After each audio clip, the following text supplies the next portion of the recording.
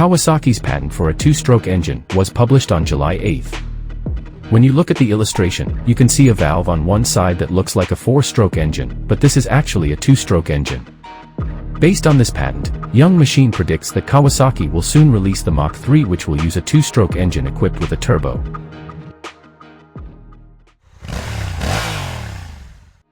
The Mach is a new Kawasaki model that we have been following on Young Machine for some time now. The image sketch presented at the 2015 Milan show, which combines a Neo Classic model with a supercharger, was called the Concept SC02, and it looked exactly like the Mach III of yesteryear.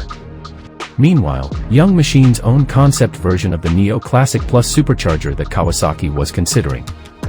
Actually, the cylinder head shape was created with a four-stroke model in mind, since it was a concept that was created previously, but it wouldn't be surprising if Kawasaki's new two-stroke engine had a head shape like this. However, the patent filed by Kawasaki Motors on December 26, 2022 and published on July 8, 2024 was given the name two-stroke engine.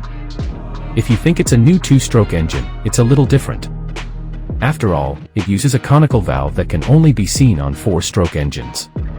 The two-stroke engine, based on the patent filed by Kawasaki, uses a conical intake valve similar to that seen in four-stroke engines, and uses direct fuel injection to solve many problems. Interestingly, the intake valve opens and closes with each crank revolution, whereas a four-stroke engine does its work during one crank revolution and is completely at rest during the other revolution.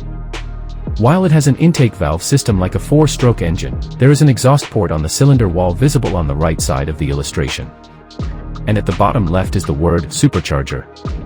The shape of the top surface of the piston also seems to have been devised, achieving efficient scavenging by focusing fresh air on the wall on the intake port side. In addition, the direct injector is placed in a position that pairs with the intake valve. The diagram on the left shows the scavenging stroke in which the piston drops to near bottom dead center, and you can imagine that the fresh air entering from the intake valve is expelling the burned gas. The picture on the right seems to be the fuel injection stroke from compression, and direct injection after the exhaust port is blocked seems to prevent loss of unburned gas. From this patent image, we hope that Kawasaki will soon develop the latest generation Mach III, which uses a two-stroke engine equipped with a supercharger, and hopefully this motorbike will pass emissions tests.